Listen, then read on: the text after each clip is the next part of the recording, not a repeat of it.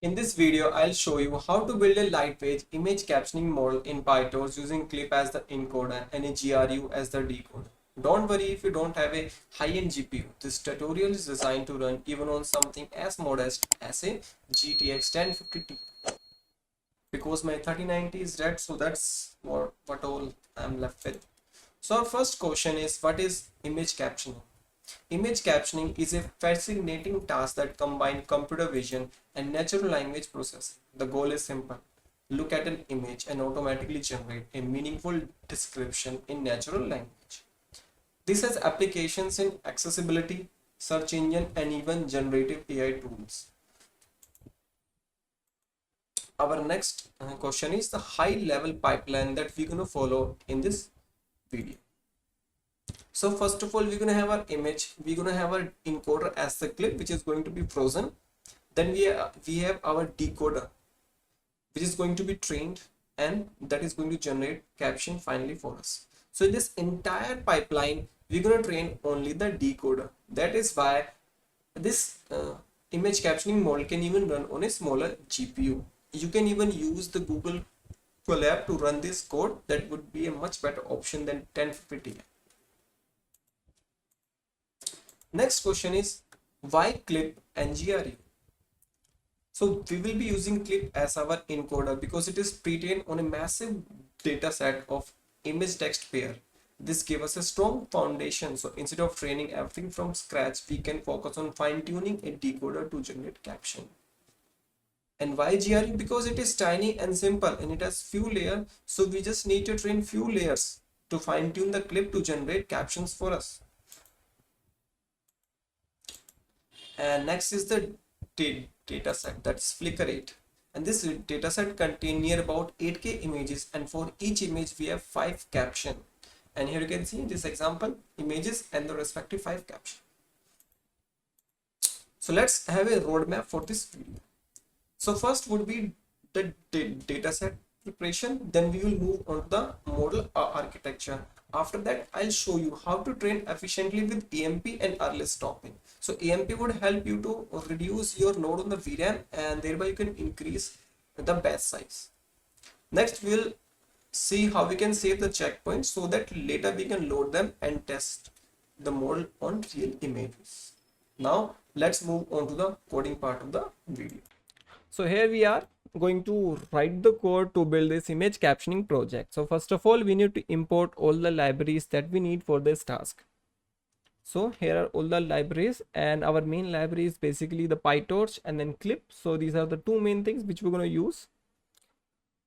So now our next main function or the class is around the text pre-processing, and we're going to build a vocab class for that, and let me paste the code for that and explain you each of the function in it. So this is our vocab class. So its job is to take all the sentences in our data set, that is captions, and convert word into number so that neural network can understand them. So if you all know, and I know most of you have most of you have worked with deep neural network, and one thing for sure we'll know that these neural network only understand numbers, integer or floating point. These two are the way we can represent any number. So it does not understand your word. So in this vocab class, basically what it does, it convert all your words into a number, an integer, and we feed that integer into a deep neural network. So it does not understand word. So that is what it is all about. So in simple term, we can say this class basically handle your entire text pre-processing pipeline. First, it builds a word dictionary, converts sentence into numerical format for training, and at last it also convert prediction back into human readable form. So when this thing is trained and you're going to give some new image and it's going to give you some output, that output would be a list of integers. It does not be a word. Then those integer would be converted back into the words, and we're going to join all the word to make a complete sentence, and that sentence is going to describe that image. Basically that would be a caption for that image. So this is how it would work. So we have our initializer, and in initializer we have few things. first is this minimum frequency. So this minimum frequency basically is a threshold to add the words, what words we need to add into our dictionary. Then we have max size. Okay, we're gonna know all these things later where we're gonna use them. So here we have two empty dictionary. First is word to index. So we're gonna have words, let's say we're gonna assign it some index number. Then we have index to word. So in reverse operation we're gonna need this, because we're gonna have index and we need our word. And here are important thing, because these are four special tokens that we mostly gonna see in most of this text generation task basically. So what we have first is this pad token to fill out the empty things. So let's say our max size is 10 and our caption only take 5. So those 5 spaces are empty. So we're going to fill them with this pad token, so that our model over time knows that this is pad. We just fill them. This is not important. Okay. Our next is SOS. SOS basically means start of sentence. Then we have EOS, end of sentence. So our caption would be in between those SOS and EOS. Then because we are not taking all the words, so we're gonna encounter some unknown word. So we're gonna replace those unknown words with U and K, because we are not taking all the words. We're gonna leave some words because those words may be very rare and we don't want to burden our GPU to train really perfect. We just want to build something basic, because my GPU won't be able to handle that. So for your own task, you can, it's up to you. If you have a much bigger and better GPU with much higher VRAM, so you can train with all the words and train with more epoch. I have just trained it around like 5 to 6 epoch with this 1050 Ti, and that's all it can handle. Okay, so our next function is build vocab. So this function takes all the sentences, tokenize them, count how often each word appear, and build a dictionary of word to indices. Now here comes this frequency. If you see, we have all the sentences, we tokenize them and we add them to our counter.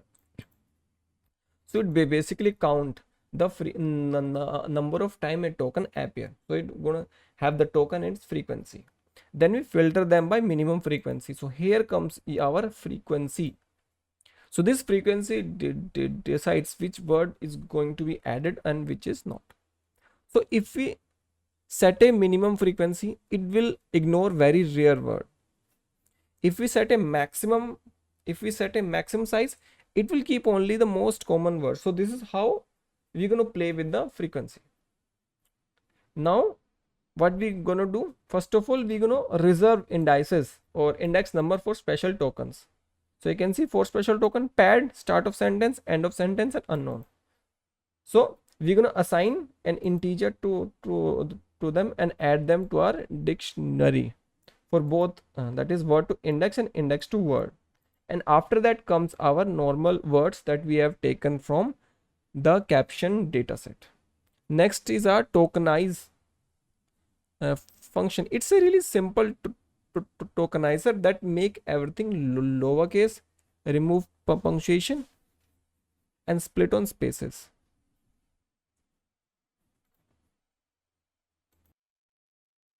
And next comes our encode function. So the encode function converts a sentence into a list of numbers. It add SOS, that is start of sentence token, at the starting, and EOS, end of sentence, at the end. And then it replaces each word which is in between SOS and EOS, that is this S, and tokenize, and we get those tokens or words, and these tokens are going to replace with its respective index number.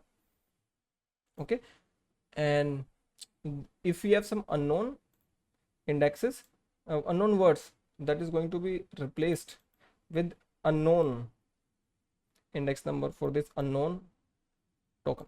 So that is what encode does. And at last we have this decode. So this decode gives us a list of IDs, or basically you can say numbers. So it does reverse of encode. It takes a list of number and turn the back into a word. stopping at EOS and skipping these special tokens. So if it receive a EOS token, this means stop.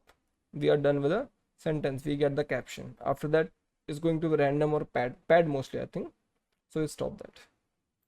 That's and length. This function simply return the size of vocabulary. So this is about the vocab function that handles your entire text pre-processing pipeline. The next function which we have is Flickr8k Dataset. So this function is built to load both the images and their captions from the Flickr8k dataset. So we can train our caption model. So first of all, let me walk you through the dataset folder. So this is Flickr8k. Let me zoom a bit. Yeah. So it has 8k images. Let me show you a few samples. So you can see these are images. These are RGB images, and we have here is the captions. So you can see we have image, then #0, then 1 2 3. For each image we have 5 different captions. So you can see the caption, and if you observe those, these are really like cleaned sentences separated by space. Even the dot is separated by space. So though these captions are already clean, you don't need to do a lot of pre-processing or cleaning with them. So this is really clean data. If you're starting with this text work, like me, I'm not much into NLP, so this data set is good for me. So let's start with initialization. So it take is image root, then caption file I already showed you, then vocab class, then clip pre-processing function, which gonna pre-process, do all the pre-processing on the RGB image. So we don't need to work upon that. The transforms, max caption length. So this would be our length. So if our caption is greater than that, we're gonna cut it. If it is less than that, we're gonna fill it with pad. Then subset. Subset is basically if you want to train this model on a subset of the entire data set. Maybe you don't want to train it on a complete set, some subset of 1000 images, or yeah, 2000 or 3000. That's your choice. So here we have self items. So it is going to store the image path and the caption. And here we have self dot load caption. So it's a function which is going to load all the captions. And this is some subset thing. So if you subset is not none, if it has something, so subset length should be less than the length of item. So if you say, let's say dataset is 8k, you get 10k subset, so this is not good. Subset should be less than the length of the items. Got it? Then self dot items random sample, we do some random sampling and we get those subset of data. Now let's move on to the load captions. So this load caption is a private function, goes through caption file line by line. So this is the caption file, it goes through it line by line. Okay, for each line it find the image name, that is this image name, and the caption. Then it check if that file exists and add it to the dataset. So here we open the file, we for each line we strip it. If it is not line, we skip it. We have also a try caption. So what we do, we have image cap and we have caption. So split it by the tab, because you can see this is separated by a tab. These are separated by, because I think my tab space is really, here you can see it is a TSV, tab is separated file. It also have indicated that. And we get the image name, because for each image we have 5 captions, so we separated by hash. So we get the image name and we check the image path. If that image exists, we add them to item. So this is how this load caption loads all the images and image path and caption text. So this is what it does. And this len function, what it gives you, it returns the total number of item in the data set. Then our function called get item. So this get item basically get an index number. So given an index number, it load the image, convert it to RGB and applies clip pre-processing. Here you can see from this index number we get the image path, caption, we read it and convert it to RGB and do clip pre-processing. So this clip basically resize it, normalize it and do all lot of things which is required. So we don't need to handle or think about that. Yeah, but one thing which you can work upon, because there's a default size of I think 224 by 224, it resizes image into that. And let's say you want to train your model specifically for bigger image size, then you need to work upon that, and that is a different thing. Maybe we can work on that in next video. If you want that, please comment below that you want to know how we can adjust the clip pre-processing steps so that we can adjust a much bigger image size in our captioning task. After that, we convert captions to IDs, that is those integers. So here what we do, if our caption is too long, it is trimmed and end with EOS token. Okay, and finally it give you image and your a torch tensor which contain all your IDs. And last, this is a super important function, remember, super important function, because till now we have not padded these PyTorch IDs, we have not equal them, so they are of a specific length of how many words each caption contain. But if you all remember, the rule of thumb is that all the batch should be of fixed length. Now we know caption would be of different length, but we need to make sure that they would have the same shape, same dimension, so that calculations can function. Because otherwise that matrix multiplication operation that runs the entire deep neural network would not run. So this collate function is really important for batching. Since captions have different length, we need to pad them with pad token so that all the captions in a batch line end up as a rectangular or kind of same, they would have same length. So it does that operation and it's written the image and your padded tensor and the length of each tensor. And this length of this tensor length could also be important during loss function to tell what is the true length of that individual caption. Our next class is encoder clip. So we simply know this is our image encoder and we're going to use the clips image encoder to get the image feature, and we're going to feed those image features to the decoder block or the decoder module.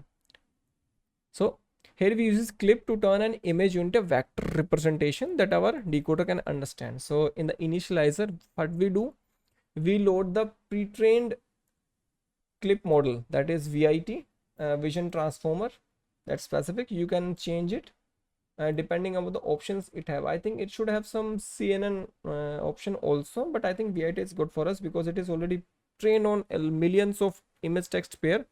So image encoder already knows a lot about visual concept. Next, we freeze all the parameters. So this means we don't need to train the clip itself. So we just need use it as a feature extraction. This gonna save our training time and the GPU VRAM, because here VRAM is really short. So we need to do a whole lot of thing to just optimize it.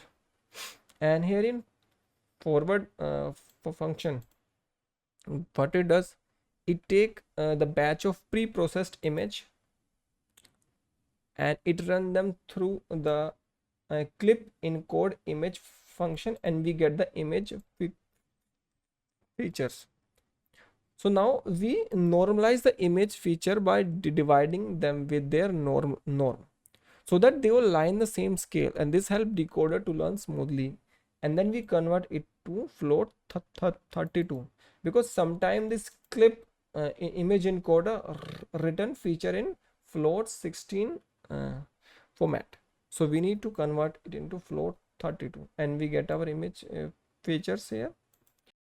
So here is our decoder GRU class. So it's going to be the only part of the neural network which we're going to train, because we are not training the clip encoder. That's fine for us, already trained. That is the thing which only we're going to train. So we can simply say that this decoder turn image feature into words. Okay, image features, and it gives the caption. That's all what it need to learn. So this is basically what we can say. We are fine tuning this clip image encoder for image captioning task to give us word. So we start with the initializer. It has the first the vocab size, then embedding size, then hidden size, number of layer, then dropout. Okay, these are the few argument that we need. So first of all, we start with an embedding layer. They turn each word ID into a dense vector. This helps the model capture meaning beyond just raw number, because just a word having just a number 1 2 3 4 something is not good. So we use embedding to get more denser features. Next we have image to hidden, a linear layer with input as 512. So this 512 basically the output feature from this clip, and convert them into hidden size, that is the output size. So this is a linear layer that project clip feature vector size 512 into a hidden size, and for now we have also taken it as 512. You can decrease it or increase it, up to you. Maybe decrease it would be much better, don't increase it or keep it same like me. This way decoder hidden, so this way decoder hidden state is initialized directly from the stage. So GRU has hidden state, so we're going to use the image feature vector pass via this linear layer and act as the input for the hidden layer. So this is going to be hidden layer. Next we have our main engine, that is the GRU. Okay, so it processes one word at a time and keep track of context. And last we have a fully connected layer that maps GRU hidden state into the vocabulary score, so we can pick next word. Next is our main function, that is forward class. So in forward class we have one main thing called teacher forcing. So when we train with teacher forcing, we feed the whole sequence of ground truth that is shifted by one position into GRU. Okay, and we continue training. So here I hope you understand all this calculation, and this is teacher enforcing. The next method is step by step. We just fed one word into the as the input, that is SOS, then model is the decoder is going to give you the next word, then we're going to fed the next. So it is word by word, step by step we use it. So teacher enforcing is good while training, and this is while testing or prediction. This is much better.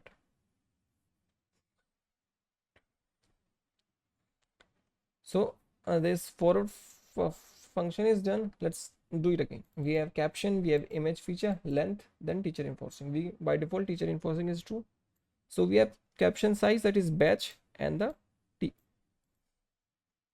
Then we have the device, that is CPU or GPU. So now it is GPU. Then we have embedding. We give caption to the embedding layer, we get the embedding. Then we have image feature, and we convert them to hidden state. We pass the hidden state to the this hidden state would be input for this GRU. Here you can see this H0 would be input for this, and GRU input.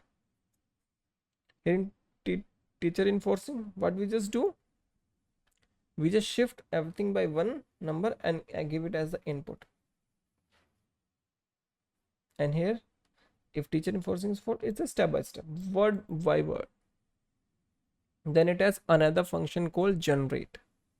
So this is the function we'll use when we want to generate caption, new caption for the image, because it just do things word by word. Because when you are working with new image, you do not have the entire ground truth, so that you can feed shifted by one thing. So what you do, you feed image, you feed initial word as SOS.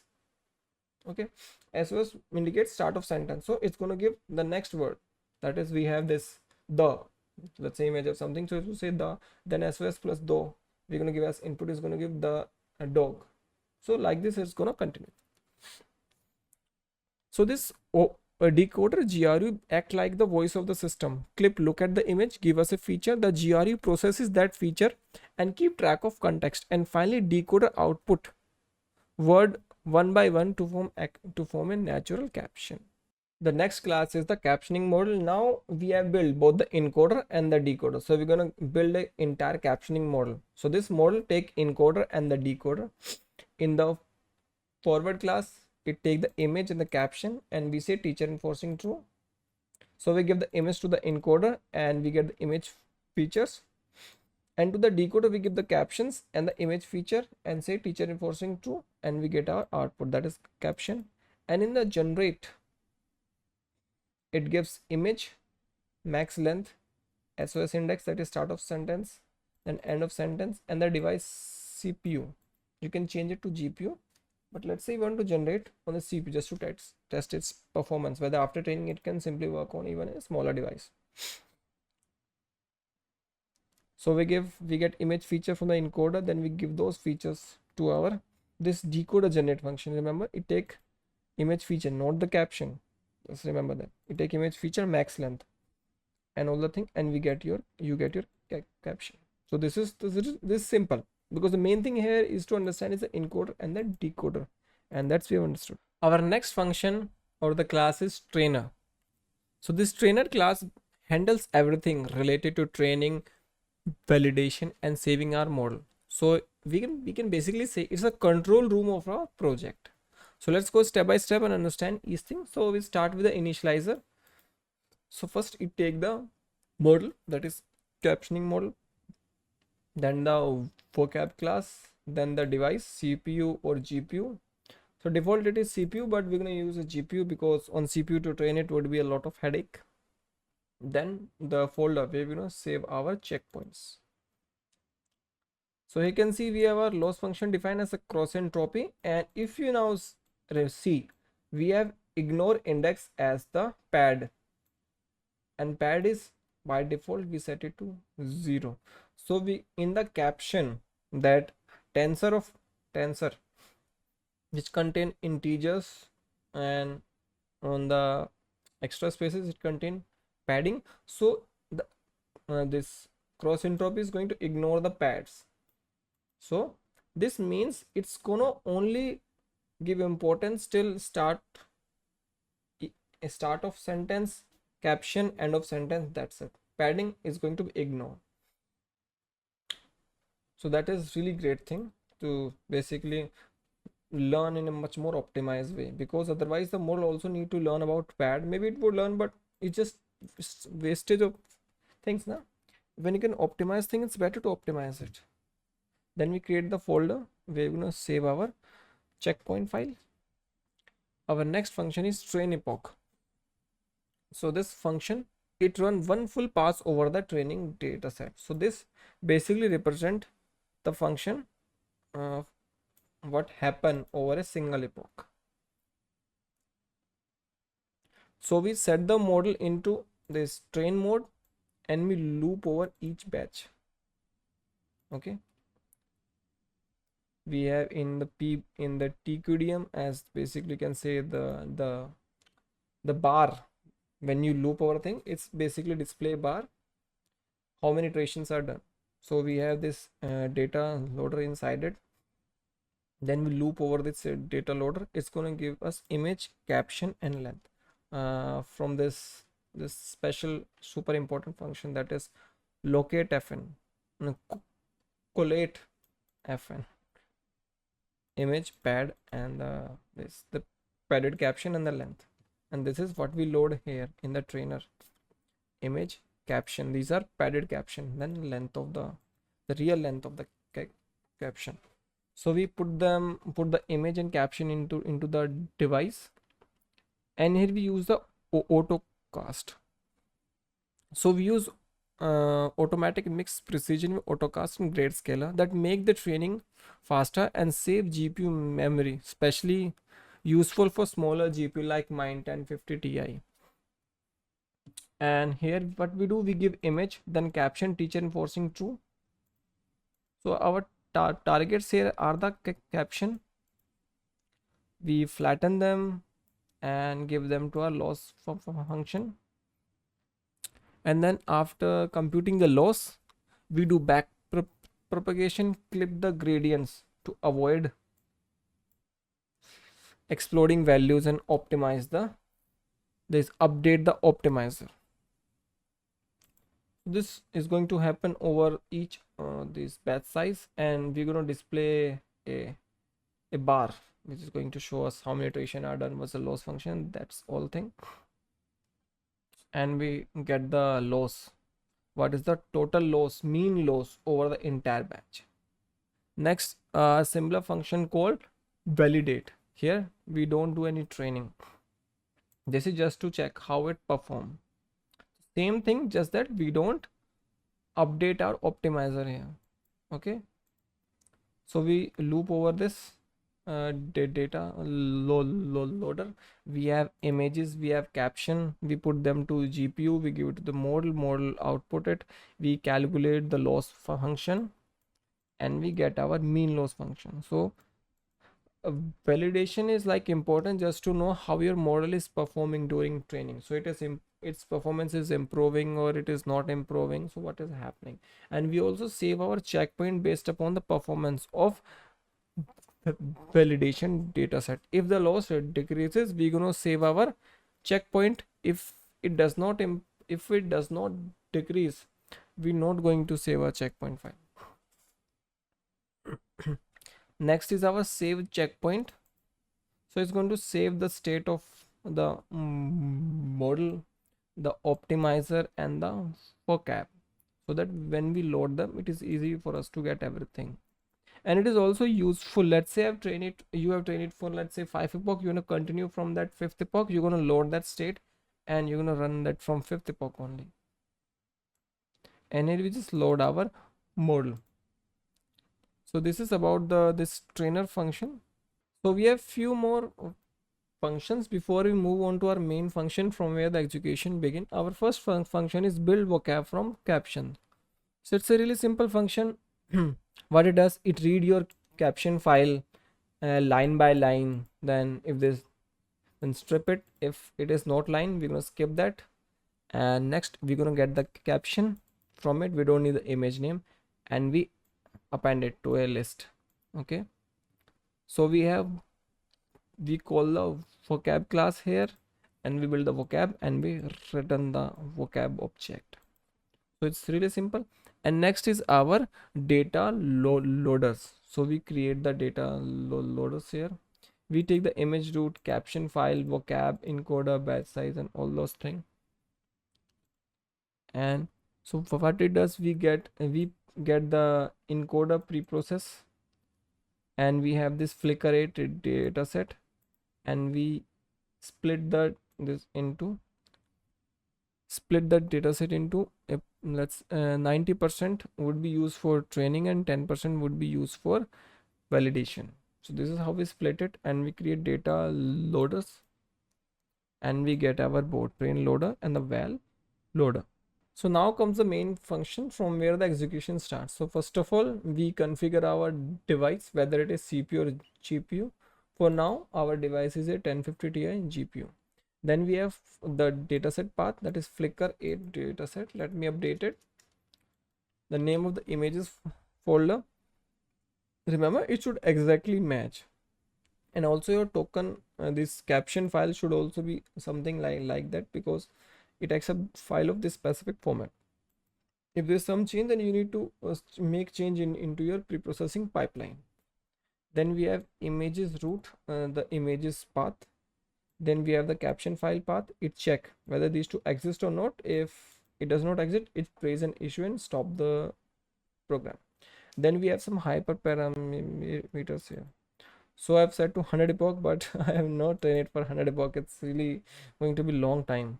Then batch size is 32. I am able to set this size just because we are only training the GRU and we are using this mixed precision training. Embedding size is 300, hidden size 500, learning rate, vocabulary size is 8000. Because I did not even know what the word would be, so I said 8,000 would be good. We are not training on subset, we are training on entire data set. And the folder where our checkpoint would be saved. So first of all, we're going to build the vocab using build vocab from cache function. Then we're going to build our model. We're going to load our data set, that is a train loader and the val loader. Then we have a trainer function, basically trainer class. We get the trainer object. Then we have optimizer. So we are going to use Adam optimizer, and we are going to only train update those parameter where grad required equals to true. That's if you remember in our clip encoder, we have set it to false. Here you can see the p dot require grade equals set false. Rest by default are true. So we're going to train only those layers where required grade is true. So we also have a log file to save those training loss and val loss so that we can see them later. We're going to write them in a CSV file, that's the code. And here's the early stopping parameter. So best val loss is infinity. So infinity is the initial loss. Patience is 5. So this means if the validation loss does not decrease for a continuous of 5 epoch, it's going to stop the training. You can increase it, just to increase it. This is just for my small experimentation, and it's a counter to count that val loss has decreased for not decreased for this epoch +1, not this +1. If it equals to patience, stop the training. And here is another loop till 1 plus number of epoch +1. So it run up to epoch. Then we have a trainer object. We train it on trainer on the train loader. We get train loss. Similarly, we validate it. We get the val loss. We print it. Then we add it to our CSV file. And is our early stopping. So this is simple mechanism. If our val loss is less than best val loss, this means our val loss currently is decreased. So if initially it is infinity, if we get some value, it is decreased. So let's say for now it is intermediate, some in between epoch is running. So let's say our best val loss is 0.5 and the val loss is now became 4.4. So it is less. So this condition is true. So we update our best val loss to val loss. Counter against became to 0. Then we save the checkpoint and we say validation loss decrease, checkpoint save. Else we increase the counter, no improvement in val loss, and if counter is greater than or equal to patience, stop the training. And in between we also have some demo captions that how it is performing, and here is simple plot of the losses. We also have the CSV file. So what I'll do, I'll show you the training. Okay, and it's going to be, I think, time taking and resource taking. Let me have a environment first.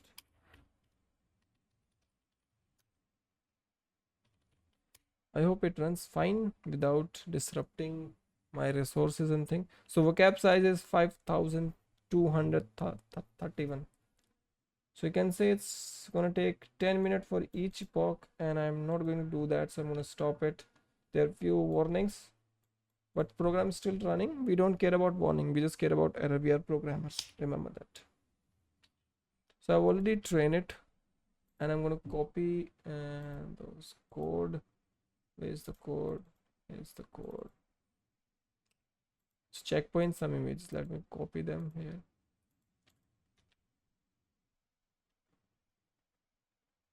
Yeah, merge them, replace them. So is our weight file best clip caption. Its size is 422.9 MB, and here's the file. Can see it is trained for 8 epochs only, and train loss decrease, but val loss is 0.287, 67, 61, 6164. Then it keeps increasing from this point. You can see it is 0.193, 0.194, then 6470. It's kept on increasing. So it has stopped training. So that's why I've said please increase your patience for early stopping. You're gonna get more. So our training is done. We're gonna move on to the testing part, and testing part would be really simple because our main complex thing is done. So we're going to import all the library, that is os ipass main is torch, then pil to read the image, then clip, maybe we need it or not, I have imported it. Then from train we need some classes, that is vocab class, encoder, decoder, and captioning model. Let's move into our main function. We have argument parser. So these are the command line argument which we're going to need to put. Most of the values are filled by default, just that you need to give image path and you get the that is caption printed on the screen. We have our device, so we're going to use CUDA or CPU, whatever you have. And first of all, we're going to build our we're going to get our caption file, build a vocab. Okay, we have built the vocab. Then we're going to build our model from the encoder and the decoder. Okay, then we load the checkpoint. We already have a function, but I think we can also load like that. Next, we're going to check the image. If it is not found, we would raise an error. Otherwise, we read the image and convert it to RGB. Then we pre-process it, and here comes our model. The model generate function. If you remember the generate function, let me show you again. It's really simple function. Whole lot of this simple function. It's give image features to this, and this is that, and this is the function simply. And we'll move to the test file. So we give image, basically the image features, max length by default it is 30. Then we give the index number of start of sentence, index number of end of sentence index, then the device, and we get our caption, we print it. We need to also decode it. If you don't decode it, you simply see index numbers. I can print you, let me show you. What do you get? That is gen IDs. Yeah. So what I'll simply do, I'll simply do it. Python 3 test image path. We have, let me show you the image. So this is the image. So you can see a person, I think female, on a bicycle. So these are images I picked from Google. They are not from the dataset. Okay, he or she is riding a bicycle. So enter it. It's doing some work, pre-processing in the background. Wow. So we have some issues here.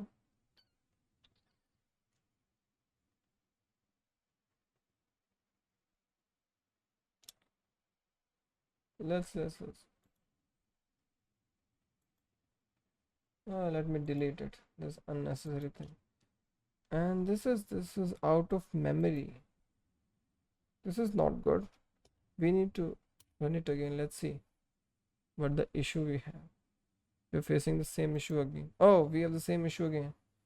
So I need to see that. So I'll pause the video and I'll continue after solving the issue. And I got the issue because I have already have 4 GB memory and it is already occupied. So you can see my OBS from where I'm recording this, doing screen recording, is already using more than 2.5 GB of memory. So most of it is occupied. That's why it's not working. So what we can do, either I stop it then show you, or we can do it on CPU also. No, let's try. If it work on CPU also, that's gonna be good. Otherwise I'll show you examples and we can see. Let's test it on CPU. I hope it work. It should work. Okay, you can see it's working fine, and that too not that slow speed. So you can see these are the integers you get from the model. Okay, and the method which we are using here to get this caption is greedy method. There's some more method you can explore, or we can also explore. Comment them down if you know more method or you have learned more about it. Now we convert those integer into this what we called words. So let's say a woman in blue shirt is riding a bicycle on the road. Let me compare that. Is it a blue shirt? No, we can say it's a white shirt. So it has learned something. So in simple sense we can say it has learned the concept. It is able to match the concept that this image has something. Let's say it has a woman, right? It's a shirt, right? But the color is not right. It's riding a bicycle. So it has also learned what activity this is doing. It's also the road. So you can see it has learned some major concept, and that is because the clip is there which has already learned major image concept. So our decoder is able to basically match that these are the visual concept, these features match to that specific words. So able to do that, and that too kind of sequentially. See, riding a bicycle individually it not make any sense, but you see image, it says riding a bicycle, so it making a lot of sense. Now we can update the image to 2.jpg and we can remove this IDs. We don't need these IDs, and we can have second image. Okay, these are 3 persons in the image. So let's see how many persons it says this image contain, because that is what, and any color or any other thing, but it tells you. This model also good, it's working finely on this my CPU. Okay, so one incorrect thing, 4 young women. 4 is incorrect. It's only 3 young women.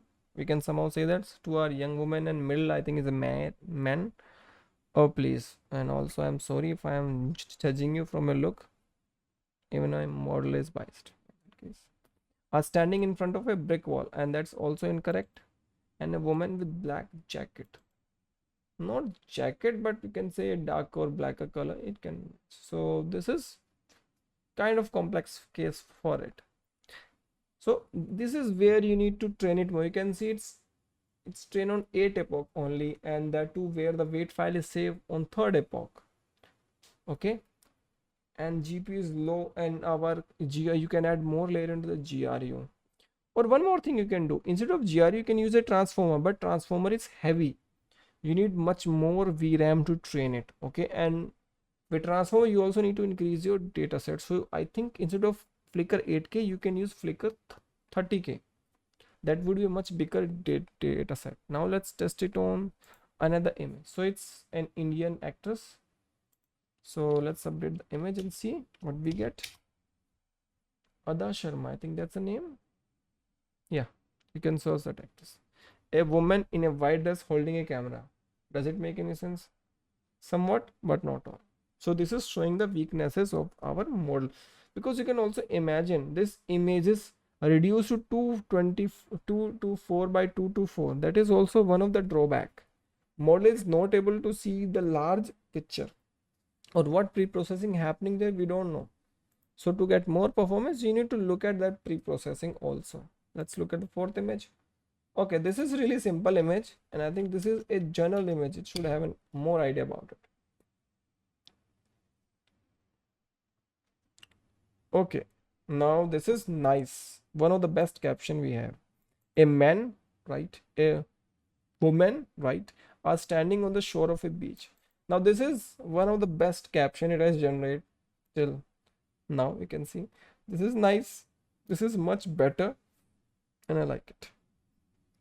So we are at the end, and I hope you learn the how you can use the clip to generate caption for your model or for images. And if you learn something, please make sure to like the video, share it with your friend on your social media, and do subscribe the channel for more such videos. I don't put regular video, but I put occasional videos, and those videos are really good tutorials I built from scratch. And this tutorial is really special in terms that it uses a 1050 Ti. So from now most of my videos would be based on this 1050 Ti. So thank you, have a nice day.